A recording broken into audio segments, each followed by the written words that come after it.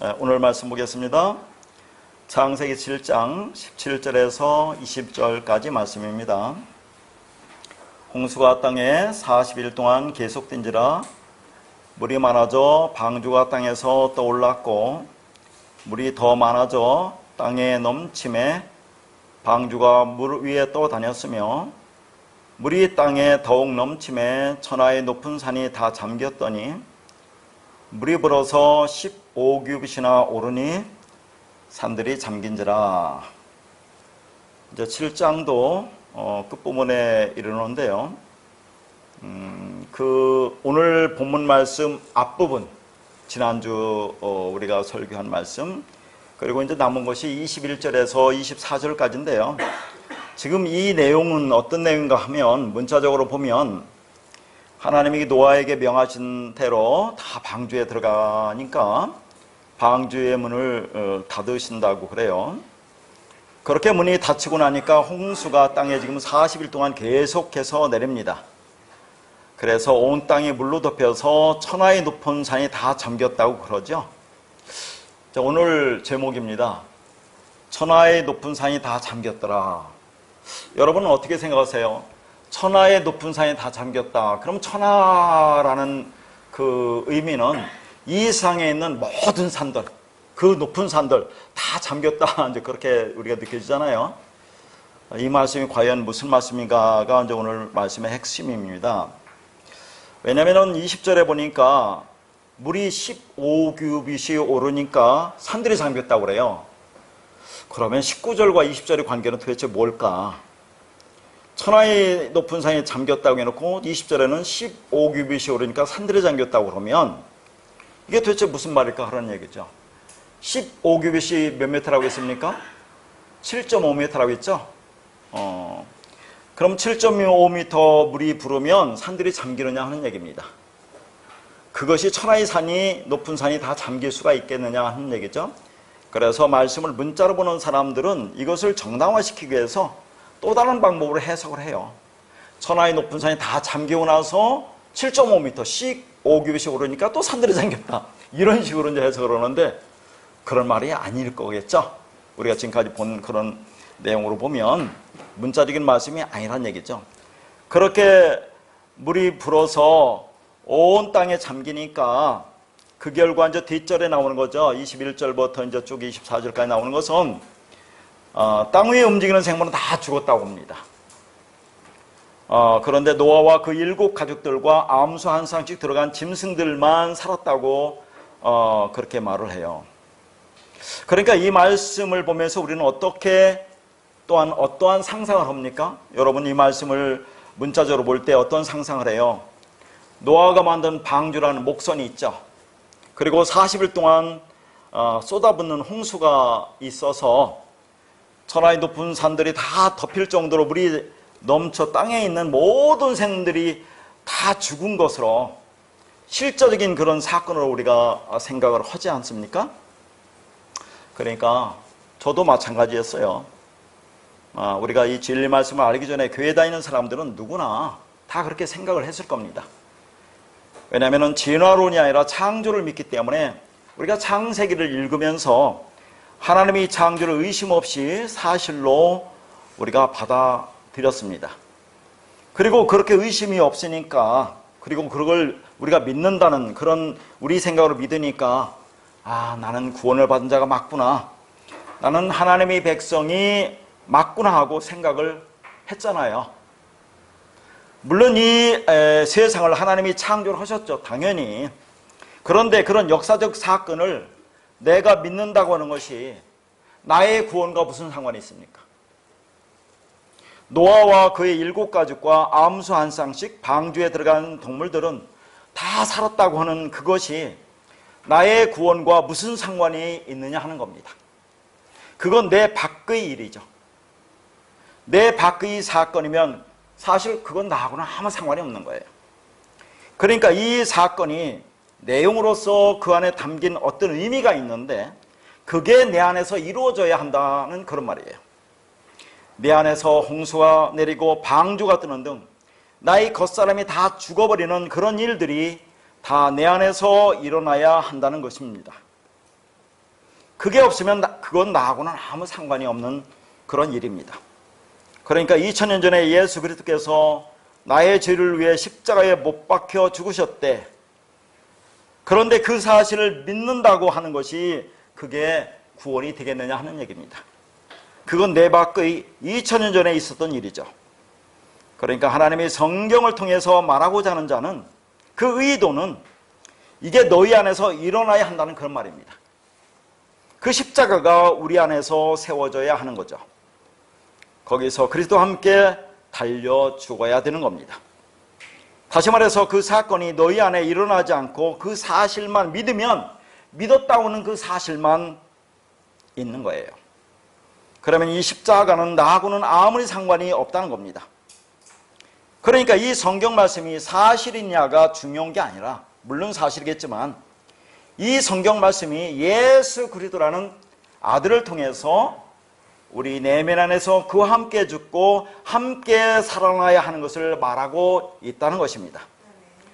그러니까 그 사건이 내 안에서 일어나지 않았다면 나는 아직 구원을 받은 게 아니라는 그런 말이에요.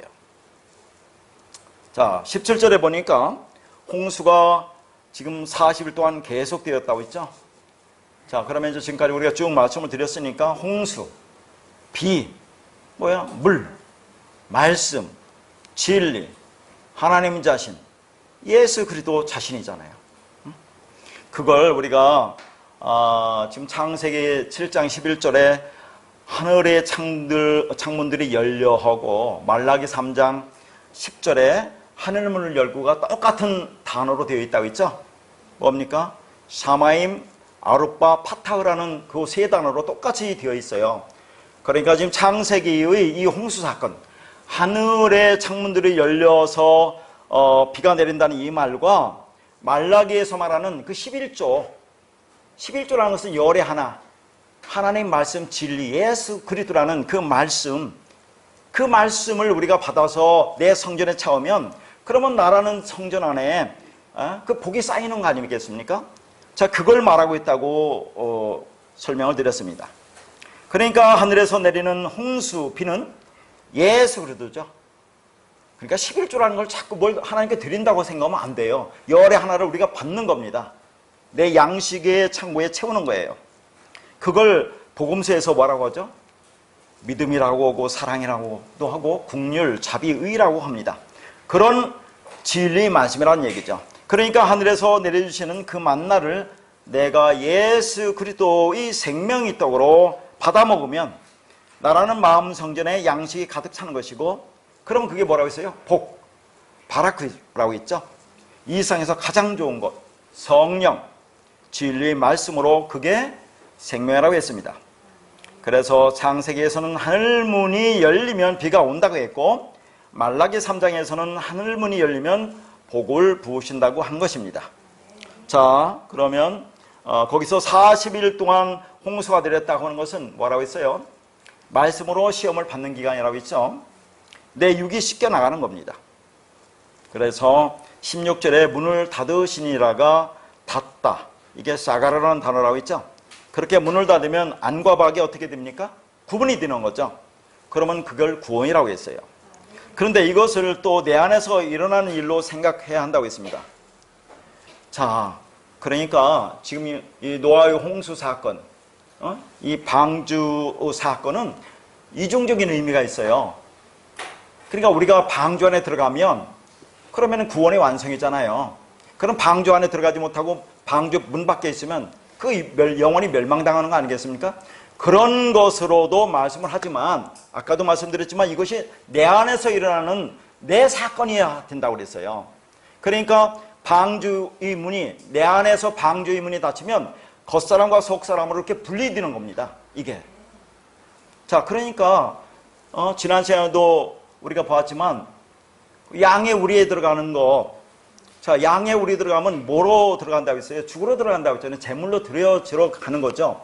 그런데 자, 이게 노아의 홍수 사건을 보면 방주에 들어가잖아요. 우리가 방주에 들어가는 것은 내가 죽었다고 생각하는 자들, 그 말씀으로 하나가 된 자들만 들어갈 수 있어요. 그럼 방주에 들어가면 비가 내립니까? 안 내립니까?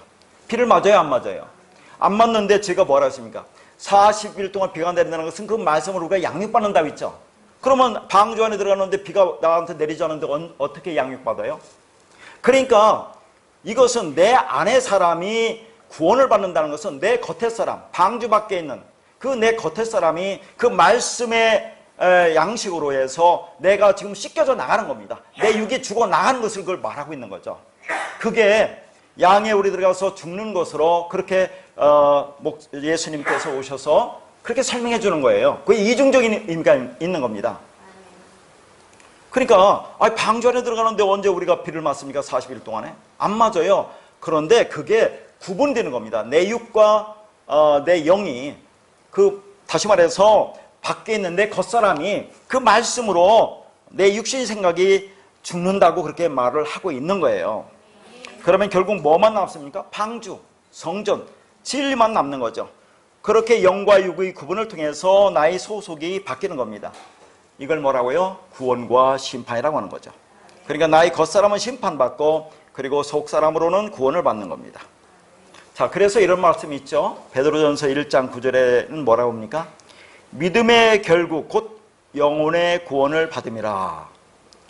자, 여기 영혼의 구원을 받음이라를 문자적으로 보면 우리 안에 무슨 영이 구원을 받는다 이렇게 생각하지 않습니까? 근데 영혼이라는 이 단어가 푸시케예요. 푸시케.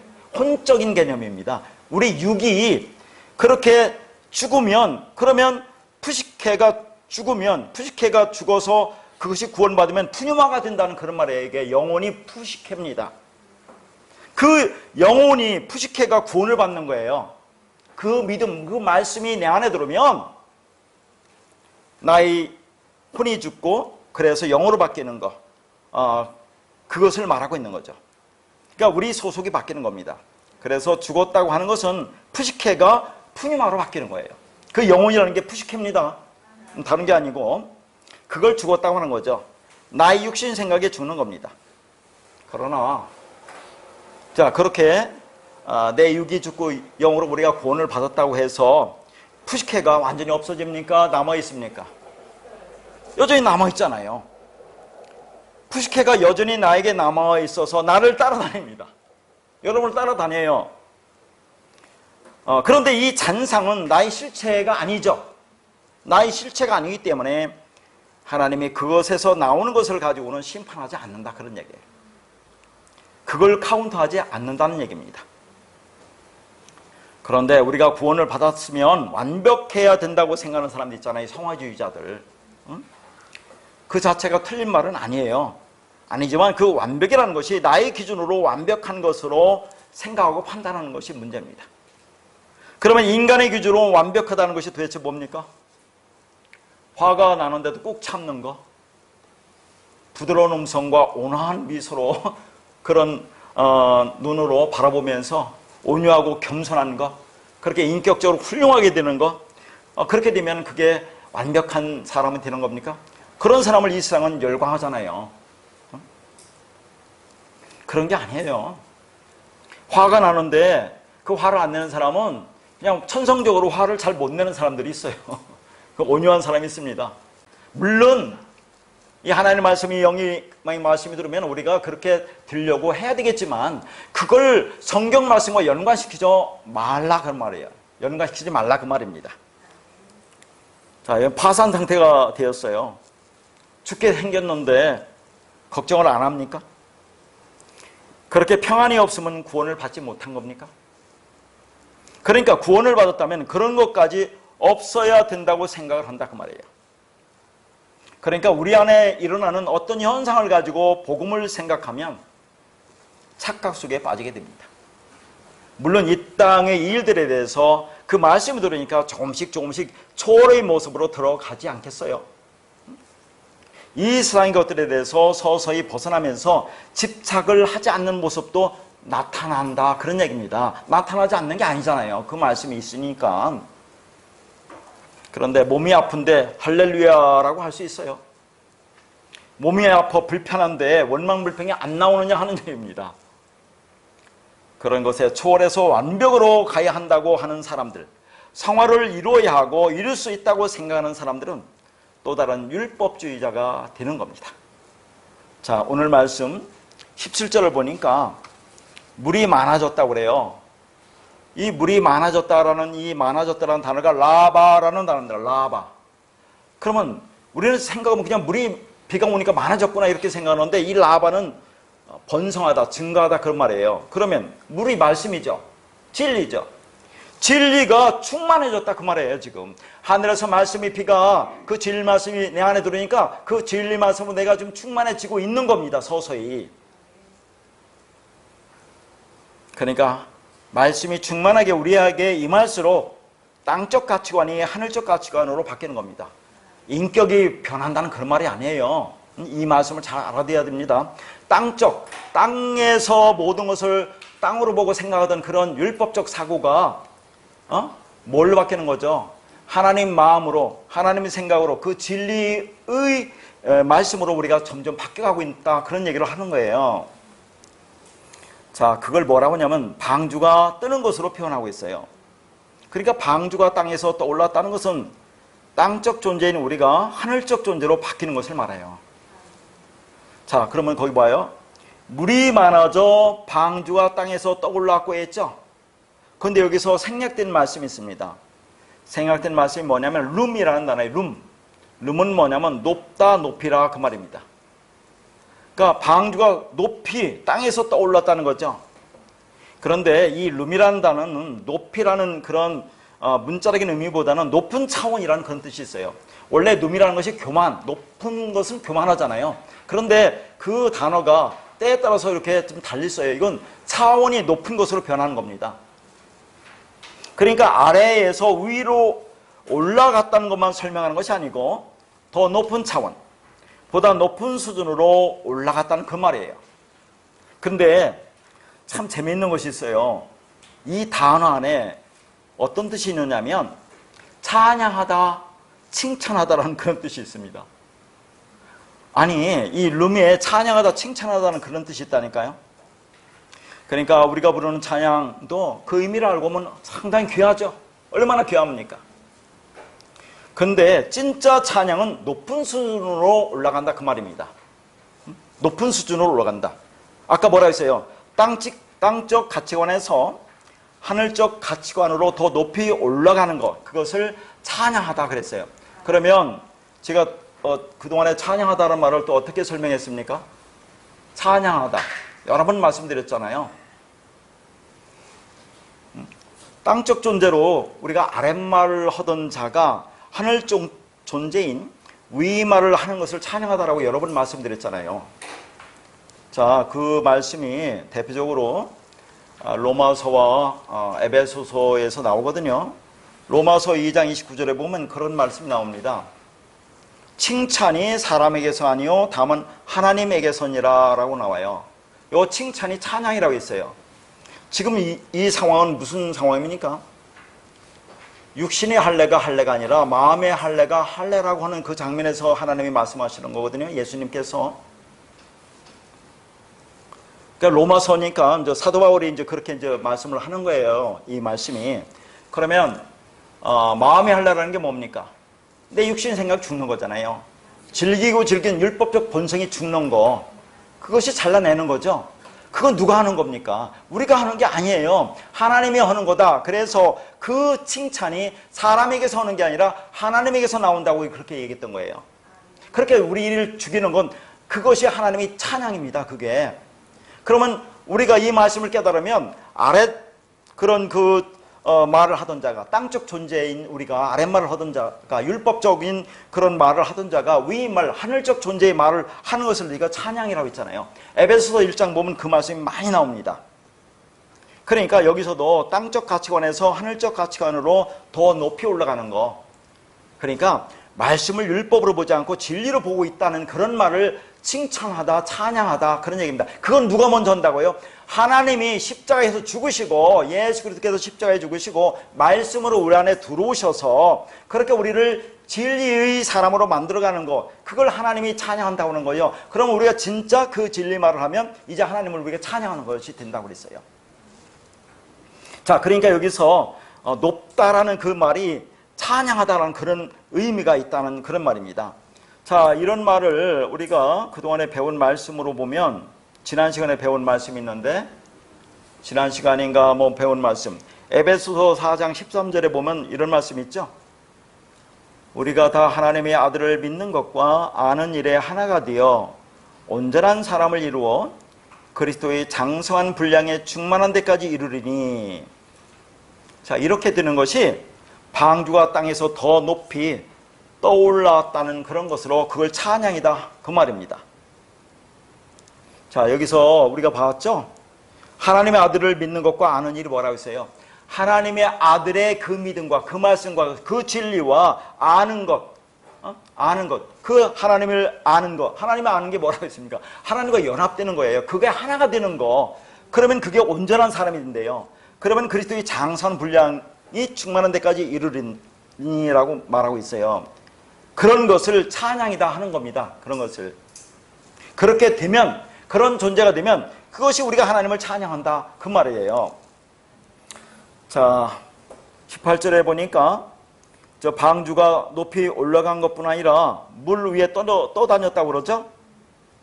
그런데 물 위를 떠다녔다는 표현이 조금 미흡합니다. 거기 떠다녔다라는 그 단어가 뭐라고 나왔어요? 할라크. 자, 할라크가 뭡니까? 이건 뭐 우리가 말씀 볼 때 많이 나왔던 것. 할라크는 하나님과 동행하다, 에녹이 동행하다 할 때 할라크 썼죠.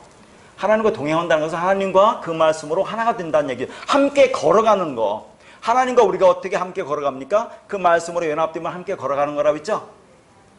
그러면 지난 시간에 우리가 살펴본 요한복음 10장에서 또 그 말씀 했죠. 뭐라고 했습니까? 지난 시간에는 양이 그 목자의 음성을 듣고 따라가되에서 이 따라가다가 아콜루데오라고, 이게 할라크와 같은 의미라고 있잖아요. 그렇죠. 양이 목자의 음성, 그 목자의 음성, 그 말씀을 듣고 따라간다는 것이 뒷공무니를 졸졸졸로 따라간다는 말이 아니라, 그 말씀이 들으면 그 말씀과 연합되고 하나 되어서 같은 길에 있다, 같은 진리의 길을 간다라고 그렇게 얘기했어요. 아콜루데오. 길이요 진리요 생명이신 그분과 하나가 되다, 한 길에 있다, 같은 길에 있다, 함께 간다, 그렇게 얘기를 했던 겁니다. 이게 여기서 이게 할라크라니까, 떠다녔다. 그럼 한번 생각해 봅시다. 방주가 떠다녔다는 것이 방주가 걷는 거래요. 지금 방주가 지금 물 위를 걸어간다, 그 말이죠. 그러면 방주가 물 위를 걸어간다는 의미는 뭐라고 생각합니까? 지금 에녹이 하나님과 동행한다, 함께 걷는다. 그러니까 방주와 물이 하나가 되는 거예요. 그게 방주는 성전 아닙니까? 진리가 되는 성전. 그럼 물 말씀이잖아요. 그 말씀이 연합돼서 하나가 된다는 것을 보여주고 있는 거예요. 이게 할라크랑 걷는다는 거. 자, 그러니까 우리가 이제 마태복음 14장에 보면 25절 그 이하에 이런 말씀이 나와요. 밤 사경에 예수께서 바다 위로 걸어오시니 걸어서 제자들에게 오시니, 이제 제자들이 유령이라 하고 무서워하잖아요. 그때 베드로가 말합니다. 자, 나를 명하여 물 위로 오라 하소서. 그러니까 주님이 말씀하잖아요. 오라 하시니 베드로가 배에서 내려 물 위로 걸어가서 예수께로 가되 바람을 보고 무서워 빠져가는지라, 이런 말이 나와요. 자, 예수님은 바다 위를 걷습니다. 근데 베드로는 순간으로 걷다가 물에 빠져 들어갑니다. 차이가 뭐예요?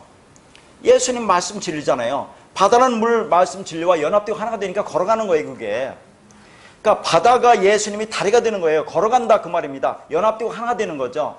근데 베드로는 여전히 율법적인 존재죠.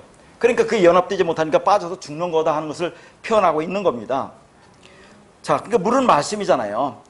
그러니까 방주가 물 위를 떠다녔다는 것은 걸었다는 것이고, 그건 물이 방주의 다리가 된 것으로 방주와 물이 하나라는 그 말이에요. 그러니까 예수님이 바다 위를 걸었다는 것은 그 바다가 예수님의 다리가 되었다, 그 말입니다. 그러니까 물 자체가 다리죠. 예수님 존재 자체라는 얘기예요. 물, 말씀, 예수님 존재 자체. 그러니까 그게 걸어가는 거예요. 걸어갈 수 있는 거죠.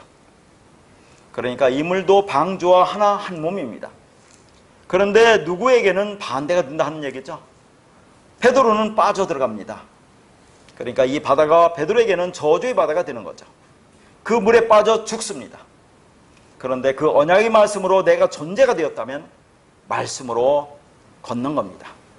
그런데 그렇지 못하고 율법적 행위로 말씀을 붙들고 있다면 그건 그 말씀에 의해서 이미 멸망당한 거다 하는 거예요. 그게 죽은 거다 하는 것을 보여주고 있는 겁니다. 그러니까 이 바다, 이 물은 누군가에는 죽이는 저주의 바다가 되지만 어떤 사람에게는 그냥 진리의 말씀으로 생명이 되는 것입니다. 자, 이제 그 다음에 19절 보니까 물이 더욱 넘친다고 그러죠? 한번 17절, 18절, 19절, 한번 20절을 보세요. 어떻습니까? 17절에 물이 많아졌대요. 18절은 물이 더 많아졌어요. 19절은 물이 더욱 넘쳤어요. 20절은 물이 불었어요. 자, 이 상황이 뭡니까 지금? 하늘에서 비가 쏟아지고 있죠. 땅에서는 그 지하수가 터져서 솟구쳐 올라옵니다. 그렇게 지금 물이 불어나는 상황을 급박하고 위급하게 아주 실감나게 실적인 사건으로 이렇게 묘사하고 있잖아요. 얼마나 지금 위급합니까 지금? 그런 말씀이 아니란 얘기예요. 하늘에서 내리는 비 말씀 진리가 내 안에 임하니까 내 안에 그 말씀으로 점점점 충만해지고 있다는 것을 표현하고 있는 거예요. 그래서 여기서 더욱 넘침에서 더욱이라는 단어가 매우더라는 단어인데 매우심이 더 많이라는 뜻이에요. 근데 이 매우더라는 것이 두 번 나옵니다. 더욱이라고 나와요. 그러니까 물이 뭡니까? 매우심이 더 넘쳤다 그 말이죠. 그러니까 뭐예요? 말씀이 충만하고 충만으로 넘쳤다는 그 말이에요. 그렇게 되니까 천하의 높은 산이 다 잠겨버렸다 그 말입니다. 자, 그러면 이제 지금부터 중요한 것이 천하의 높은 산이 다 잠겼다는 말이 무슨 의미일까 그런 얘기죠. 천하의라는 거 높은 산은 뒤에 자세히 설명했습니다. 그 전에 이제 앞에 잠깐 말씀을 볼 텐데요. 우선 이해를 돕기 위해서 높은 산, 아까 높이 올라갔다는 것은 높은 차원으로 올라갔다고 했어요. 그것이 교만하다는 뜻도 있는데 여기서의 높은 산이라는 높은 그 단어와 다릅니다. 이 단어는 교만하다, 오만하다는 그런 단어가 있어요. 이 높은 산이라는 것은. 그럼 높은 산은 어떤 높은 산이겠어요? 그러니까 말씀을 진리로 보지 못하고 이 율법으로 보면서 그게 진리라고 하고 있는 자들, 율법주의자들, 그들을 교만하고 오만하다 그런 얘기입니다. 교만하고 오만한 산이라고 하는 거죠. 산도 여러분 뒤에서 보겠지만 산은 뭘 표시해요? 율법의 산을 말하잖아요. 그러니까 높은 산이라는 것은 율법의 산, 교만한 산, 오만한 산, 모든 말씀을 행위로 보고 그것이 옳다고 여기고 잘하고 있다고 생각하는 그들을 이 높은 산이라고 하는 거예요. 지금 여기서 뒤에 다 써놨어요. 그 의미를. 그러니까 말씀이 나 안에 차고 넘치죠. 지금 진리 말씀으로 그것이 충만하고 충만해지니까 그 높은 산이라는 것이 잠기는 그 물에, 그 높은 산, 나의 안에 있는 교만한 율법, 비진리가 그 물에 의해서 잠겨서 죽어야 산다는 것을 보여주고 있는 거예요. 그러니까 하나님의 용서와 구원의 약속을 담고 있는 이 방주의 문이 닫힌 뒤에 심판과 멸망의 죽음을 맞이할 수밖에 없는 방주 밖에 있는 이 세상의 마지막 모습을 잠겼더니 잠긴 죄라라고 표현을 하고 있지만 또 나의 겉모습, 나의 육신의 생각, 율법적 구조 이것도 죽어야 한다는 것을 잠겼더니 잠긴 죄라로 표현하고 있다 그 말입니다. 이중적인 의미가 있어요. 그러니까 물에 의해서 완전히 덮여버렸다는 이 말씀은 결국 닫힌 문 밖의 죽음인 하나님의 사랑과 은혜 밖에 있는 이 세상의 모습과 동시에 나의 교만한 율법적 사고가 다 쓸어버림을 당하고 죽어야 한다는 나의 겉사람을 물에 잠긴 상태라고 표현하고 있어요. 이게. 자, 그러면 물에 잠겼다, 물이 나를 덮었다 하는 것을 뭐라고 지금까지 쭉 했습니까? 지금 이 노아의 홍수 사건은 세례라고 했잖아요. 세례가 물이 덮는 거 하지 않습니까? 물 무덤에 내가 빠져 죽는 게 세례라고 하지 않았어요. 자, 그것을 홍수 세례라고 이제 여기서 말하고 있는 거죠. 그러니까 나의 율법이 산이라는 높은 산이라는 것은 그 물에 의해서 빠져 죽어야 된다는 거, 그게 세례라고 하지 않았습니까? 자, 그래서 베드로전서 3장 21절에 이런 말이 있죠. 물은 예수 그리스도께서 부활하심으로 말미암아 너희를 구하는 편이 곧 세례라. 많은 얘기를 한 겁니다. 물이 뭐예요? 세례라고 하죠. 물은 구원하는 표래요. 구원을 담고 있는 상징으로서 세례라고 합니다. 그걸 물이 구원의 표라고 한다 그런 말이에요. 표가 뭐라고 있어요? 이 물이라는 것은 상징입니다. 모형이에요. 실체, 그 안에는 원형은 예수 그리스도라는 진리를 말하고 있는 거예요. 그러면 예수님도 자신이 그 세례를 받는다고 얘기를 하죠. 자, 그 말씀을 보도록 하겠습니다. 막장 38절에서 39절입니다. 예수께서 이르시되 너희는 너희가 구하는 것을 알지 못하는도다. 내가 마시는 잔을 너희가 마실 수 있으며 내가 받는 세례를 너희가 받을 수 있느냐? 그들이 말하되 할 수 있나이다. 예수께서 이르시되 너희는 내가 마시는 잔을 마시며 내가 받는 세례를 받으려니와.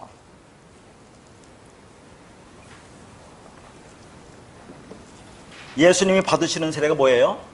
십자가 죽음이죠. 자, 예수님은 세례를 물세례도 받고 성령 세례도 받죠. 그거 아시죠?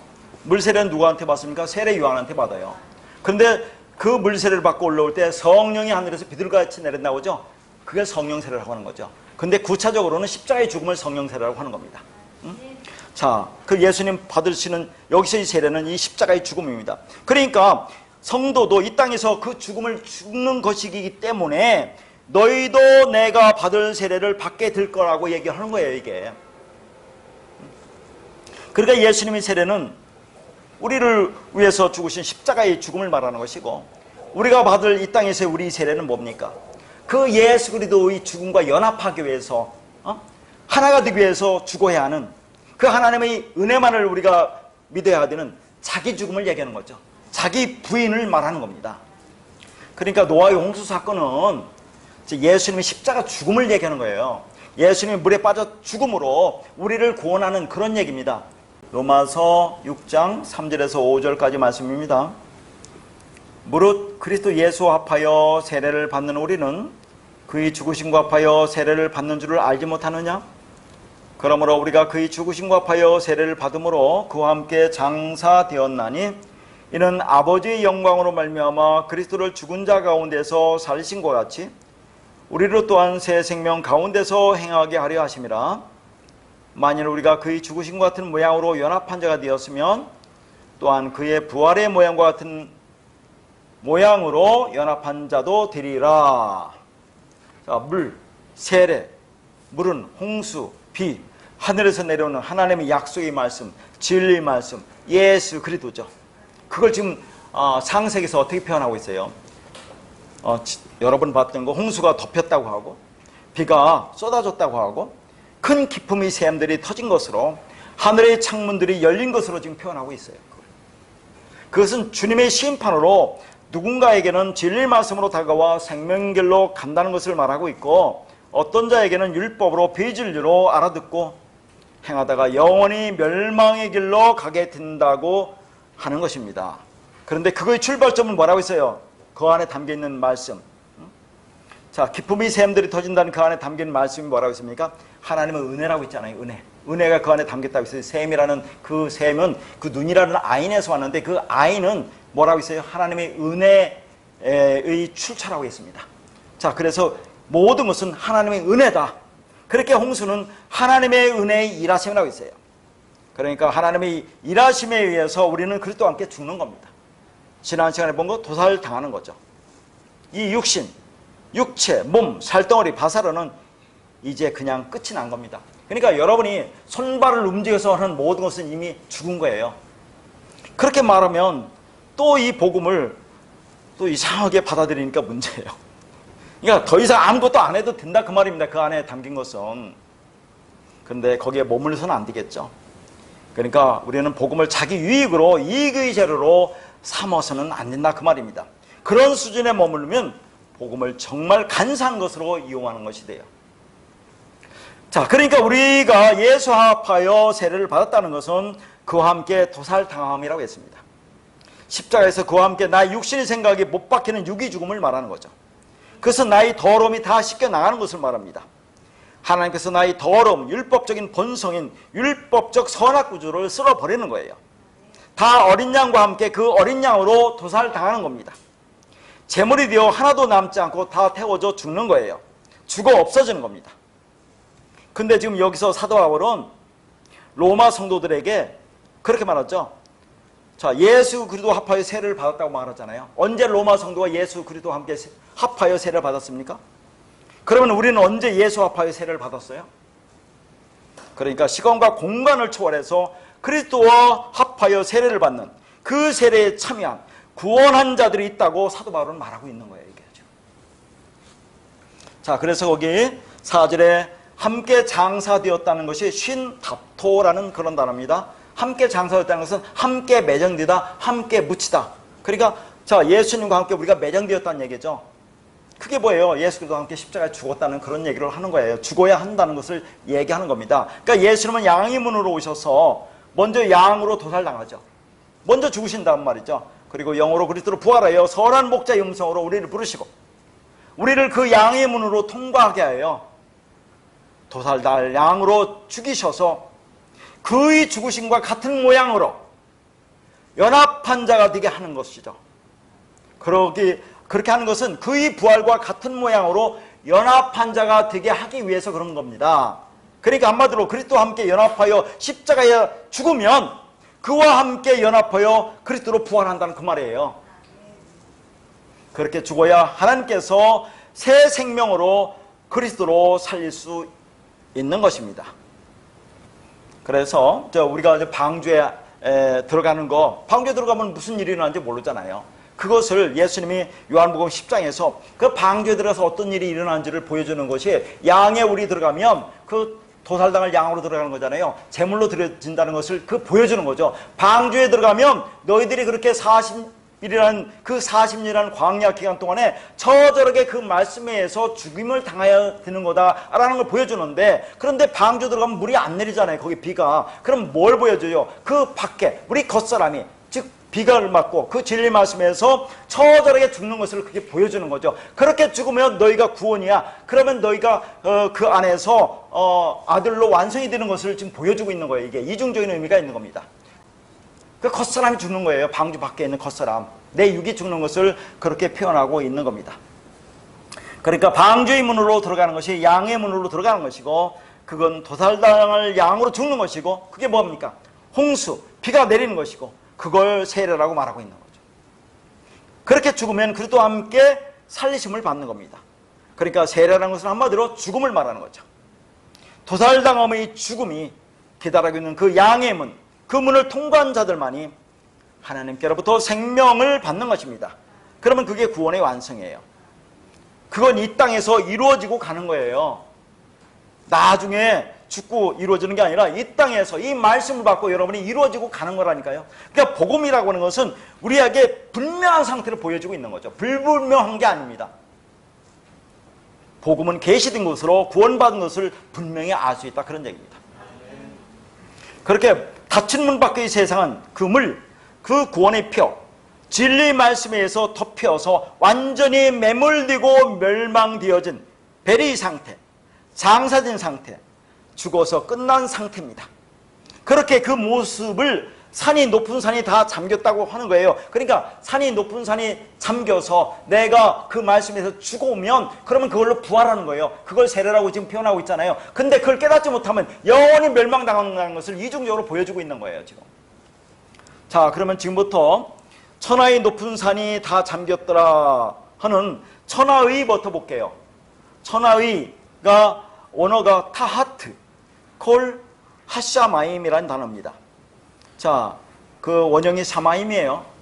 그 샤마임, 그러니까 전에도 말했지만 히브리어 원어가 사마임이라고 되어 있겠죠. 샤마임이라고. 근데 그걸 우리나라 사람이 번역할 때 그걸 하늘이라고 번역한 거예요. 근데 샤마임이 뭐라고 했습니까? 거기 영어 성경으로 써 있는 거. 물이 있는 곳이네, 물이 있는 곳. 그렇죠? 물이 뭡니까? 말씀이 있는 곳. 말씀이 있으면 그게 하늘이라니까요. 그러면 말씀이 누굽니까? 예수 그리스도, 하나님이 있는 곳. 하나님과 우리가 함께 되면 우리도 하늘이 되는 거라니까요. 그게 샤마임이에요. 그 다음에 콜이라는 것은 모든 것이라는 얘기고, 그 타하트, 하가 있죠. 하. 이게 뭐뭐 아래에 뭐뭐 밑에 그런 얘기입니다. 그러면 천하이라는 것은 우리가 생각하는 그 문자적인 의미, 이 세상의 모든 산들이 다 잠겼다는 그런 말이 아니라 천하이라는 것은 하나님 말씀, 진리 아래에 있는 모든 것들, 그런 얘기예요. 하나님의 진리, 하나님 나라, 천국, 예수 그리스도라는 진리 아래에 있는 모든 것, 그럼 뭐예요? 그게 비진리 율법이죠. 그것이 잠겨야 돼요. 그게 그 물에, 그 말씀에서 잠겨야 돼요. 그런데 잠겨서 내가 죽어야 된다는 걸 깨달으면 사는 것이고, 그러나 그렇지 못하면 영원히 멸망당하는 것을 지금 보여주고 있는 것입니다. 그러니까 천하의 높은 산이 물 진리라는 예수 그리스도 아래로 완전히 수장된 상태를 말합니다. 그러니까 이 말이 이 세상에 있는 모든 산이 다 잠겼다는 말이 아니에요. 어떻게 7.5m 물이 불었는데 산이 잠깁니까? 그게. 자, 그래서 여기 7.5m 15규빗과 그 24절에, 오늘 성경의 마지막 24절에, 7장 24절에 보면 물이 150일 동안 땅에 머물렀다, 땅에 넘쳤다, 그런 얘기 나오죠. 그래서 15와 150은 오늘 설명을 못해요. 그 다음에 설명을 하도록 하겠습니다. 그 의미가 뭔지를 우리가 설명을 하도록 할게요. 그러니까 이 말씀 복음으로 인한 하나님의 심판을 말하고 있는 거예요. 그러니까 홍수의 얘기는 뭡니까? 방주와 홍수의 얘기는 한마디로 복음입니다. 그래서 여러분 그 영어 성경도 제가 써놨어요. 어떻게 했으면 천하이라는 것이 뭔지를 한번 보라고. 우리가 말하는 그 세상의 모든 것을 얘기하는 게 아니라 헤븐이라고 했죠. 헤븐. 스카이가 아닙니다. 스카이가. 헤븐이에요. 헤븐. 하나님 나라, 천국 아래에 있는 모든 것들, 그것이 다 덮였다고 하잖아요. 영어 성경도 다 그렇다니까요. 스카이입니까? 그 하늘? 우리가 생각하는 헤븐, 하나님 나라, 천국이 뭐예요? 예수 그리스도, 하나님 자신, 말씀, 진리 아래에 있는 모든 것들, 그 비진리는 죽어야 된다는 겁니다.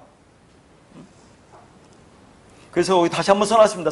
하늘, 샤마임이 뭔지를 영어로 써놨어요. 그러니까 지금 하늘이라는 것이 뭐예요? 부활이 있는 그곳이에요. 하나님이 계신 그곳, 예수 그리스도가 있는 그곳, 언약의 기둥으로 세워지는 참된 생명과 말씀이 있는 곳을 말하고 있는 겁니다. 그렇게 물은 진리신 예수 그리스도를 증거하는 표, 안티티포스라고 있어요. 구원을 구원하는 표를 설명하는 도구다 그랬습니다. 그러니까 진리신 예수 그리스도 아래에 있는 모든 것들이 천하의예요. 예수 아래에 있는 그 모든 것들이 천하의다, 그런 얘기입니다. 진리신 예수 그리스도, 그분과 함께 죽고 그분과 함께 부활해야 돼요. 위로 똑바로 세워져야 할 구원의 백성들이 위로 나지 못하고 여전히 아래에 바닥에 있는 그 상태의 모습, 그게 천하입니다. 그걸 깨달으면 우리가 예수 그리스도와 함께 부활하는 거예요. 아나시타시스, 위로 똑바로 서는 거고, 깨닫지 못하면 영원히 그 아래에서 멸망당한다는 것을 보여주고 있는 거죠. 그 진리 하늘, 영원한 생명의 보증이 되시는 그 진리물 아래에 있는 높은 산은 다, 그 높은 산이 다 물에 잠긴 겁니다. 그러니까 물에 잠긴 높은 산은 천하의와 같은 의미예요. 알겠죠? 천하의, 그 말씀 진리 아래에 있는 모든 것, 그게 높은 산이다, 그 말이에요. 그게 그리스도와 함께 죽고 위로 함께 나지 못한 것들의 전형적인 모습을 한 단어로 말씀하고 있는 것이 높은 산이다, 그런 얘기입니다. 이 높은 산은 하늘로부터 임하는 홍수, 그 진리의 물인 하나님이 임하실 때에 그 진리와 함께 벌하지 못하고 그 아래로 매몰되어 버린 모든 것이 높은 산이다. 그러면 이 높은 산은 무엇을 의미하는지, 하나님이 이 높은 산을 어떻게 말씀하는지 보겠어요. 자, 이사야 57장 3절에 7절입니다. 무당의 자식, 간음자와 음녀의 자식들아, 너희는 가까이 오라. 너희는 누구를 희롱하느냐? 누구를 향하여 입을 크게 벌리며 혀를 내미느냐? 너희는 패역의 자식, 거짓의 후손이 아니냐? 너희가 상수리 나무 사이 모든 푸른 나무 아래에서 음욕을 피우며 골짜기 가운데 바위 틈에서 자녀를 도살하는도다. 골짜기 가운데 매끄러운 돌들 중에 네 몫이 있으니 그것들이 곧 네가 제비 뽑아 얻은 것이라. 또한 네가 전제와 예물을 그것들에게 드리니 내가 어찌 위로를 받겠느냐? 네가 높고 높은 산 위에 네 침상을 베풀었고 네가 또 거기에 올라가서 제사를 드렸으며. 여기 높은 산이 있죠? 이것이 창세기 오늘 본문의 그 높은 산과 똑같은 단어예요. 뒤에 쭉 나와 있습니다. 자, 하나님이 지금 이사야 선지자를 통해서 말씀하고 있는 거죠. 하나님의 말씀대로 산다고는 이스라엘 백성들에게 지금 뭐라고 해요? 무당의 자식, 간음자와 음녀의 자식들이라고 말한다니까요. 율법을 열심히 섬기며 하나님을 잘 섬기고 있다고는 그들에게 말하고 있어요. 한마디로 우상 숭배자들이라 그런 말입니다. 강력하게 지금 하나님이 책망을 하고 있어요. 그러니까 이 말씀이 지금 이사야 57장인 55장, 56장 이어져 오는 말씀인데요. 그 말씀을 간단하게 보면 하나님이 이스라엘 백성들에게 율법을 주셨어요. 그런데 그 이유가 뭐냐 하는 얘기를 쭉 얘기하고 있는 겁니다. 그 율법을 주신 하나님의 그 의도를, 그 마음을 잘 깨달아서 그 말씀에 담긴 하늘이 땅보다 높음 같은 그 하나님의 뜻, 그 마음이 있을 거 아닙니까? 그 길이 있다는 것을 알고 하나님의 은혜와 언약을 받으라고 그 말씀을 주신 것이지 그걸 율법으로 열심히 행하라고 주었겠느냐 하는 내용들이에요, 이 말씀이. 그런데 이렇게 말씀에 담긴 하나님의 의도와는 상관없이 자기들이 수준에서 말씀을 해석하고 그 말씀이 그 말씀이지라고 생각하며 자기들이 판단하고 살아가는 사람들을 지금 거기 뭐예요? 무당이라고 합니다. 무당, 간음자, 음녀의 자식들이라고 하는 거예요. 그게. 자, 여기서 우선 무당은 아나이라는 단어인데 그건 자기 마음대로 말하다 그런 얘기입니다. 자기 마음대로. 이 말씀을 그냥 문자 그대로 보고 자기 마음대로 말하는 거예요. 해석하고. 그러니까 너희가 이렇게 하면 하나님께 복을 받는다고 말하는 것이 무당이라는 얘기예요. 일반적으로 교회에서 목사가 하라는 대로 그렇게 열심히 하면 하나님이 복을 주시지 않겠느냐? 라고 하는 자들이 무당이다 그런 얘기입니다. 이게 자기들이 생각대로 말씀을 문자대로 보고 율법적으로 행위를 말하는 것으로 그게 무당이고 그것이 옳다고 행하고 있는 것이 간음이고 음란이에요. 그런 자식들이라고 지금 이스라엘 백성들에게 하나님이 강력하게 말씀하고 있는 거예요. 성경에 어디 그런 복음이 있습니까? 하나님의 약속의 말씀은 공평하게 이루어져야 하는 약속이잖아요. 그런데 우리가 11조도 허락하는데 11조 하면 복을 받는다고 하지 않습니까? 그런데 여러분 복을 받지 못했다면 11조를 드리지 않아서 복 받지 못했어요? 아니면 온전한 11조를 드리지 않아서 복을 받지 못했습니까? 그런 식으로 말씀을 본다면 어차피 국거리 하러 교회 다니는 꼴이에요. 그게. 그걸 무당이라고 간음자라고 하고 여기서 음란하다고 얘기하는 거라니까요. 하나님의 말씀을 진리를 보지 못한 상태에서 그 하나님을 향하여 무언가를 하려고 하는 모든 것들을 간음이고 음란이라고 합니다. 그런데 거기 4절에 해롱하다는 얘기죠. 해롱하다. 참 재미난 단어예요. 해롱하다. 우리가 생각하는 그런 말이 아니라니까요. 해롱하다가 아나그라는 단어인데 to be soft. 자, 부드럽게 받아들이는 거예요. 부드럽게 받아들이는 거. 그러니까 무슨 말이냐면 너 어떤 말을 그렇게 잘 듣고 순종을 잘하느냐? 그 말이에요. 이 말이. 너 그렇게 율법으로 하는 말을 그렇게 부드럽게 잘 받아들이고 있니? 그 말에 그렇게 순종을 잘하고 있니? 너희는 누구의 말을 그렇게 잘 듣니? 그러니까 결국은 왜 하나님 말씀을 못 알아듣고 있다는 그런 얘기죠. 그래서 입을 크게 벌리며라고 하잖아요. 왜 입을 크게 벌려요? 하나님이 아닌 것들에게 입을 벌려서 먹을 것을 달라고 한다 그 말입니다. 뭘 달라고 하겠어요? 진리한 비진리 그 행위를 하면 복을 받는다고 하니까 그 말씀 열심히 달라고 하는 거 아니겠습니까? 먹으면 먹을수록 더 먹고 싶은 것이 세상 것 아니겠어요? 세상 것은 끝이 없습니다. 여기서 혀를 내미느냐가 아라크라시온이라는 단어예요. 혀가 라시온이라는 단어거든요. 이 단어는 중상, 비방, 속임수, 기만이에요. 그럼 이게 무슨 말일까요? 혀가 지금 중상, 비방, 속임수, 기만이라는 뜻을 갖고 있는데 여러분 로마서 3장 13절에 보면 이런 말씀이 나옵니다. 그들의 목구멍은 열린 무덤이고 그 혀로는 속임수를 일삼으며 입술에는 독사의 독이 있다고 그러죠. 자, 목구멍은 열린 무덤이래요. 악취가 난다 그 말입니다. 그 혀로는 속임수를 일삼는데요. 입술에는 독사의 독이 있다는 것이 뭐라는 얘기예요? 이게 속임, 기만, 중상, 비방이라는 것은 하나님의 말씀을 진리로 보지 못하고 비진리로 말하는 것을 그걸 속임수라고 거짓말이라고 기만한다고 하고 그 말씀 하나님 진리를 비방하고 중상하는 거예요. 그게 그걸 달라고 받아먹고 있니? 어떤 것을 받아먹고 있니 너? 무엇을 먹고 있어? 그러니까 폐역의 자식이고 거짓의 후손이 되는 거다 하는 얘기를 하고 있습니다. 그래서 요한복음 8장 44절이 있죠.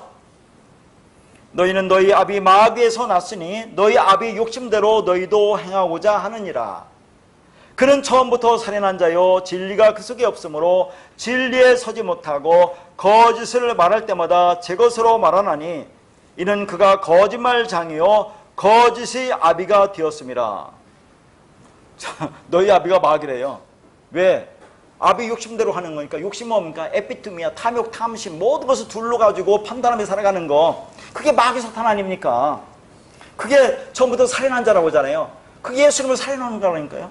그러니까 예수님이 뭐예요? 산상순에서 살인하지 말라 그 말을 하는 겁니다. 그러니까 너희 마귀 사탄 그렇게 말씀을 진리를 보지 못하면 그게 살인자야 하는 것을 얘기하는 거죠.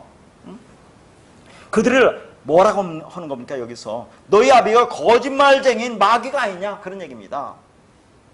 그러면 너희는 뭐라는 얘기야? 너는 마귀 새끼라는 얘기 아닙니까? 그럼 너도 마귀지. 이 마귀 새끼야. 그렇게 말씀을 보고 그걸 가지고 복 받으려고 그렇게 열심히 행하고 있니? 그걸 갖고 너희 성화를 이루려고 이렇게 열심히 하고 있니? 그 말씀으로 무슨 위로를 받겠다고 그렇게 열심히 교회 다니고 있니? 그런 말을 하고 있는 겁니다. 이게 다 복음이에요. 복음. 자, 5절 보겠습니다. 5절 참 재미나요. 5절 한번 읽어볼게요. 너희가 상수의 나무 사이 모든 푸른 나무 아래서 음욕을 피우며 골짜기 가운데 바위 틈에서 자녀를 도살한도다. 어떤 말 같이 보여요? 문자적인 말을 보면 얼마나 이상합니까? 아니, 상수의 나무와 푸른 나무에서 음욕을 피웁니까? 왜 하필이면 나무에서 음욕을 피워요? 바위 틈에서 왜 자녀를 죽입니까? 그러니까 이런 말씀을 봐도 여러분이 자꾸 아직도 이 말씀이 나에게 다가오지 않으면 이게 문자적인 말이냐를 잘 생각해 보란 말이에요. 그런 말이 아니잖아요. 왜 하필이면 나무 밑에서 나무 아래서 음욕을 피우고 간음을 하느냐 그 말입니다. 이게 진짜 간음이라면 이상한 짓 아니겠어요? 얼마나 이상한 짓입니까? 그게 실제적인 육체적인 간음을 말하는 것이 아니라는 걸 알겠죠? 그러니까 나무 밑에서 간음한다는 것은 나무는 뭐예요? 나무는 항상 십자가를 상징한다 했어요. 십자가 밑에서 간음하는 게 뭡니까? 십자가는 나의 십자가, 예수 그리스도와 함께 죽어야 할 나의 십자가, 그 죽음을 말하는 것이 십자가인데 거기서 죽지 않고 죽은 예수를 다시 살려놓고 열심히 섬기며 희생제사 드리고 있는 거, 그게 간음이다 그 말입니다. 그게 오늘날도 마찬가지로 십자가라는 언약의 기둥을 걸어놓고 그 밑에서 간음하고 있다 그 말이에요 지금. 그러면 바위 틈에서 자녀를 도살한다는 건 뭡니까? 왜 하필이면 바위 틈에서 도살합니까? 바위 틈에서 뭐가 나와요? 반석에서 그리스도라는 말씀, 생수, 진리가 나오잖아요. 이건 그리스도라고는 아들을 죽이고 있다 그런 얘기입니다. 한마디로 희생제사를 드리고 있다 그 말이에요. 이게 희생제사. 그러니까 말씀을 진리로 생수로 그리스도로 깨닫지 못하고 율법으로 보고 열심히 행하는 간음, 그것이 뭐예요? 아들을 죽이는 희생제사다 그런 얘기를 하는 거예요. 자, 드디어 높은 산이라는 단어가 나왔습니다. 앞에서 이해를 돕기 위해서 미리 말했는데 이 높은 산이라는 단어가 하르 가보 아흐라는 단어예요. 이 산이 하르라는 것이고 높은이 가보 아흐예요. 가보 아흐. 자, 그러니까 이 단어가 단순히 높다라는 말이 아니라 무슨 뜻이 있다고 했어요? 교만한, 오만한 뜻으로 오만하고 거만하고 교만하다고 할 때 사용하는 단어입니다. 높기는 높은데 뭐가 높아요? 콧대가 높으니까 교만하다 그 말이에요. 이게 한마디로 해서. 그러니까 단순히 하늘 아래에 있는 높은 산이 아니라 그 산은 뭐예요? 교만한 산, 율법의 산, 비진리, 말씀을 율법으로 오고 열심히 행하는 거, 그걸 높은 산이라고 한다 그 말이죠. 내 육적 자아로 하늘 아래라고 했지만 하늘과 반대되는 개념을 얘기하는 거예요. 하늘과 반대되는 거. 하늘이 영이고 진리라면 그 반대되는 율법을 얘기하는 거다 그 말입니다. 그러니까 그것은 반드시 죽어야 한다는 것을 보여주고 있어요. 그것이 덮여야 돼요. 그 말씀 진리에서. 그거 세례죠. 그 세례에서 내가 죽었다고 하면 그거 사는 거다라는 걸 보여주는 거예요. 깨닫지 못하면 영원히 멸망당하는 것이고. 그러면 이 산이 율법의 산이라는 것을 신약에서는 또 예수님 어디서 말씀하죠? 자, 마태복음 21장 21절에서 22절 말씀입니다. 예수께서 대답하여 이르시되 내가 진실로 너에게 이르노니 만일 너희가 믿음이 있고 의심하지 아니하면 이 무화과 나무에게 든 이런 일만 할 뿐 아니라 이 산들어 들려 바다에 던져지라 하여도 될 것이요 너희가 기도할 때에 무엇이든지 믿고 구하는 것은 다 받으리라 하시니라. 자, 이런 말씀이 얼마나 소망적인 말씀입니까? 여러분 교회 다닐 때. 믿음이 있고 의심하지 않으면 산더러 들려 바다에 던져지라 하여도 될 거래요. 그리고 또 믿고 구하는 것은 다 받는데요. 기도할 때 무엇이든 믿고 구하는 건 다 받는데요. 그럼 여러분 그동안에 그런 믿음 없었습니까? 얼마나 열심히 구하고 그렇게 부르짖었습니까? 그럼 믿음이 없어서 산도 여지까지 바다에 던져주지 못하고 구하는 거 다 받지 못했어요? 그런 말씀이 아니라는 거 알죠, 여러분? 그렇게 이렇게 자꾸 말씀을 보란 말이에요. 이게 그런 문자적인 말씀이겠나? 그러니까 여기서 산이란 것은 무슨 산이에요? 믿음이 있으면 산이 옮겨진대요. 그 믿음은 뭐예요? 예수라고 있죠. 말씀이라고 진리. 그 말씀이 나 안에 들으면 그 율법의 산, 율법은 그냥 없어진다 그런 얘기입니다. 바다에 던져진다고 얘기하는 거예요, 이게. 나의 육적 생명이라고 하는 자, 그 산을 믿음이 있다면 그게 던져진다 그 말이에요. 그런데 이걸 문자로 보면 얼마나 우습겠습니까? 그걸 갖고 설명하잖아요. 많이 설명하지 않았어요? 뭐 이런 예화는 많이 들었으니까 하지 않겠습니다. 그러니까 높은 산은 몇천 미터 이상 되는 산을 말하는 것이 아니라 하나님의 은혜 밖에 있는 자들, 그리고 그 은혜 밖에 있는 자들이 선택할 수밖에 없는, 자기들 스스로 생각하는, 말씀을 진리로 보지 못하고 율법으로 행위로 보며 그게 옳다고 생각하는 오만하고 교만한 율법주의자들을 높은 산이라고 하는 것입니다. 그런데 7절에 보니까 자, 높은 산에 올라가서 뭐라고 해요? 거기에 침상을 베풀었다 그런 얘기를 하고, 또 뭐라고 합니까? 거기에서 제사를 드렸다고 하네. 제사를. 그렇죠? 그러면 이 제사는 뭡니까? 지금 높은 산에 올라가서 침상을 베풀고 거기서 제사를 드렸대요. 잘 보세요. 이게 무슨 말인가? 그러면 이 제사라고 해서 희생제사를 말하는 거예요. 그러면 희생제사를 어디서 드렸습니까? 이스라엘 백성들이? 성전이고 성막에서 드렸잖아요. 모세 때는 성막에 드리고 그 후에는 성전에 드린 것이 이 희생제사 아닙니까? 그러니까 높은 산에 올라가서 드린 것이 희생제사다 그 말입니다. 그것이 그러니까 높은 산이 지금 여기서는 뭐래요? 성막이고 성전이라는 그런 의미를 또 갖고 있는 거죠. 그러니까 은혜와 진리의 하나님을 만나지 못한 상태에서 자기는 은혜 안에 있다고 생각하고 그 하나님을 율법과 거짓의 아비로 섬기고 있는 자들과 그들이 희생제사를 드리고 있는 그 우상숭배의 본거지를 통틀어서 높은 산이라고 하고 있는 거예요. 높은 산. 그런데 그 우상숭배의 본거지가 어디입니까? 예루살렘 성전이잖아요. 모세 때는 성막이고 오늘날은 교회라고 하는 예배당 아닙니까? 그들도 성전이라고 하지만. 자, 그리고 재밌는 것은 침상으로 번역된 히브리어 명사가 미슈카바라는 단어인데, 이것은 자, 성막이라고, 모세 때 성막이라고 번역된 단어 미슈칸과 같은 의미의 단어예요. 그러면 미슈카브, 침상은 뭐를 말하는 겁니까? 성막이고 성전을 말하는 거라니까요. 그러니까 높은 산에 침상을 베풀고 거기서 제사를 드렸다고 하는 것은 무슨 말입니까? 그러니까 높은 산이라는 것은 교만한 산, 율법의 산, 말씀을 행위로 보고 열심히 행하는 그 율법주의자들, 그게 율법의 산 아닙니까? 그들이 뭐예요? 성전에서, 예배당 안에서 희생제사 드리고 있잖아요. 우상숭배하고 있잖아요. 그러니까 높은 산에 침상을 베풀었다고 하는 것은, 높은 산이라는 것은 내가 율법으로 모든 걸 보고 행하는 자들, 그들은 교회 와서 여전히 우상숭배하고 그렇게 희생제사 드리고 있잖아요. 그것이 어디서 한다는 얘기예요? 성막 성전, 그걸 침상, 미슈카브라고 지금 말하고 있다 그 말입니다.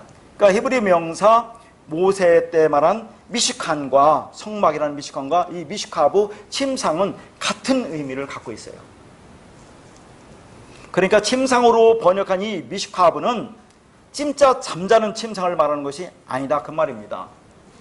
우상숭배와 하나님을 거짓의 아비인 마귀로 만들고 있는 율법 준수의 가장 큰 상징물로서의 보이는 건물, 성전을 말하는 거예요. 그게 높은 산, 율법의 산입니다. 그러니까 높은 산에 누가 침대를 갖다 놓아요. 이런 걸 읽으면서 의심을 해야지. 어떻게 높은 산에다 침대를 갖다 베풀어 놓고 거기서 제사를 지내나? 그럼 또 그렇게 하는 거 아닙니까? 저 에베레스트 산 같은 높은 산에 거기 올라가서 그것을 올라가는 사람들 거기 텐트 치고 자는데 그 침상 베풀었다고 또 그렇게 하려나? 거기 가서 또 제사 드린다고? 그런 말이 아닐 거 아닙니까? 이게 일반적인 말이야 되니까. 그렇죠? 결국은 그렇게 높은 산에 침상을 베풀고 희생제사 드린다고 하는 거, 그게 뭐라고 해요? 여기서 무당이고 그게 간음이고 음란이라고 하는 겁니다. 그 높은 산은 죽어야 된다는 것을 얘기하는 거예요. 그 진리물이 넘치고 넘치면 그 물에 빠져 죽어야 되는 거예요. 그 진리물에. 그게 세례죠. 죽으면 영원한 생명으로 부활하는 거고, 그렇지 못하면 뭐가 되는 겁니까? 그 밑에서 영원히 멸망당하는 거예요. 그런 말을 갖고 있는 겁니다.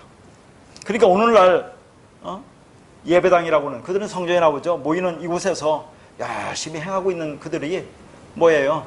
높은 산에 침상을 베풀고 거기서 제사 드리고 있는 무당이라는 그 말입니다. 간음자요, 음란이라고 하는 거예요. 그러면 우리는 어떻습니까? 우리는 뭐 안 그렇죠. 그런데 보면 이런 공동체 안에 그런 의미를 잘 모르는 사람들이 있어요. 진짜로. 진리 안에서 하나가 된다는 그 의미가 뭔지 모르는 사람들이 있는 것 같아요. 이 여전히 우리가 진리를 전하고 그렇게 얘기를 하는데 그 진리에 대해서 뭔지 모르니까 조금만 서운하게 해도 떠나요, 교회를. 말씀이 안 맞아서 떠나면 이해를 하겠는데 인간적인 면에서 조금 서운하게 한다든가 그런 거 가지고 그냥 상처받았다고 떠난다니까요.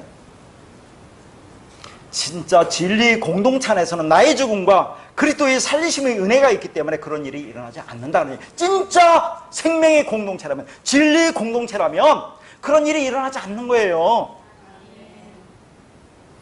진짜 진리가 무엇인지, 그리고 그 진리한 공동체가 안 됐기 때문에 조금만 서운하게 해도 떠납니다. 교회가 무슨 사교 집단이에요? 복음이 그렇게 값싼 겁니까? 늘 은혜 받았다고 하면서 조금 기분 나쁘게 하면 여기만 교회냐고 떠난다니까요. 복음이 싸구려입니까? 생명을 나누고 있다면 그러지는 않을 거다, 그런 얘기죠. 코이노이아, 그 말씀으로 하나가 되어서 나눈다면, 물론 아직도 우리가 인간이기 때문에 부족하지만 부족한 가운데 그 말씀으로 나를 죽여가면 되잖아요 하면서 무슨 그런 거 가지고 참 함께 생명을 나누고 있는 곳이 진정한 복음 공동체입니다. 진리 안에서 진정한 주복음을 맛보지 못했기 때문에, 그리고 죽는다는 것이 무엇인지 모르기 때문에, 은혜가 뭔지 모르기 때문에 복음을 듣고 자기 나름대로 복음화해서 판단하고 행하는 것이 또 다른 율법주의가 되고 있다, 그런 얘기입니다. 신앙생활을 장난으로 하느냐 하는 거예요. 다 자기가 어렵다고 생각하기 때문에 그렇습니다. 저도 마찬가지예요. 저도 이런 걸 하면서 생각해봐요. 아, 내가 전하는 자가 아니고 내가 듣는 자라면 나는 어떻게 이 신앙생활을 할까, 그런 생각을 해본다니까요. 그래서 많이 이해하려고 노력합니다. 그러나 아직도 부족해가지고 서운할 때도 있어요, 인간이기 때문에.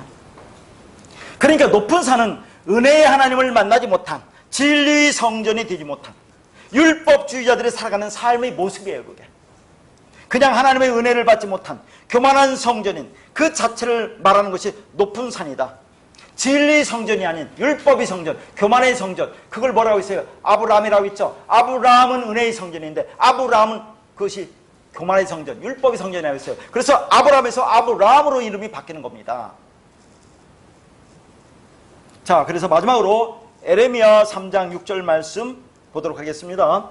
요시야 왕 때에 여호와께서 또 내게 이르시되 너는 배역한 이스라엘이 행한 바를 보았느냐? 그가 모든 높은 산에 오르며 모든 푸른 나무 아래로 가서 거기서 행음하였도다. 자, 지금 이사야 선지자의 말씀이나 에레미야 선지자의 말씀이나 똑같죠, 지금. 그렇죠? 여기는 뭐냐면, 자, 이스라엘의 요시야 왕이라고 하는 것은 남유대 16대 왕이에요. 그래서 이 왕 때 유다가 종교개혁을 이루었잖아요. 그래서 상당히 하나님을 잘 믿고 있는 그런 상황이라고 먼저 성경에 나와요. 그런데 여기서 지금 하나님 뭐라고 합니까? 너는 배역한 이스라엘이라고 하잖아요. 자, 그들이 뭐라고 하냐면 높은 산에 오르며 행음하였다. 푸른 나무 아래 가서 행음하였다. 아까 그 말과 똑같다니까요. 지금 이사의 말씀과 이 말씀. 이 높은 산이 뭐예요? 하르가보아흐. 계속 말하는 거. 창세기 높은 산, 이사야 말하는 높은 산, 여기 말하는 높은 산이 다 똑같은 말입니다. 그 높은 산에서 행음하였다고 하죠. 행음하였다는 말이 자나를 나는데 우상을 섬기다, 그 말입니다. 가늠하다 그 말이에요. 그러니까 진리를 왜곡하는 거죠. 그러니까 은혜를 거절하는 거죠. 그러니까 높은 산은 어떤 물리적인 산을 의미하는 것이 아니라 진리가 왜곡되고 은혜가 거절당한 것을 상징하는 표예요. 이게. 또 푸른 나무 아래서 행음하였다고 합니다. 아까 또 나무죠. 여기서 나무입니다. 간음하였다, 행음하였다, 똑같은 거죠. 그러니까 말씀을 추구하는데 십자가라는 그 푸른 나무, 그 하나님의 언약 아래에서 행음을 하고 있다 그 말입니다. 십자가의 언약은 너와 내가 죽는 거죠. 그렇게 죽어야 새로 태어나는데 그 밑에서 죽어야 하는 것을 모르고 열심히 하나님을 섬겨드리는 것을 말하고 있는 겁니다. 그런데 그것이 사람 보기에는 굉장히 좋아 보여요. 그것을 행음, 간음이라고 하는 거예요. 정리하겠습니다.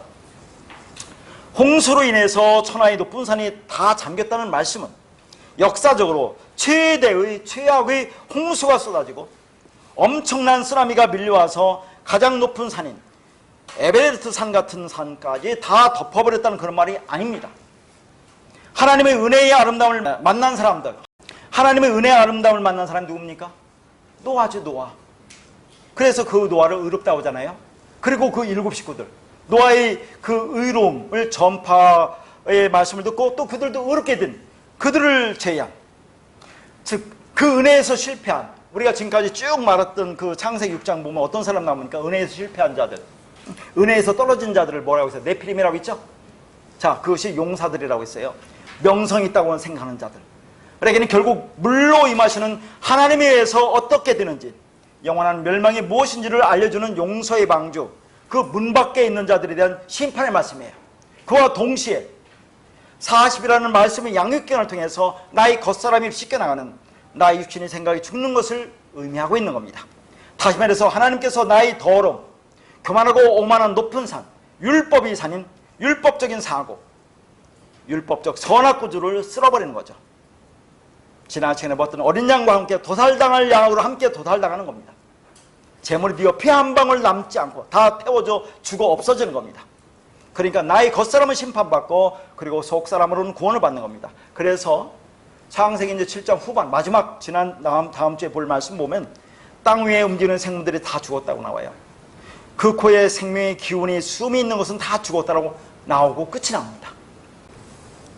그렇게 나라는 높은 산, 교만한 산, 율법의 산이 예수 그리스도라는 진리물에 빠져죽고 함께 살아나는 부활의 삶을 사시는 은혜가 있기를 바라겠습니다.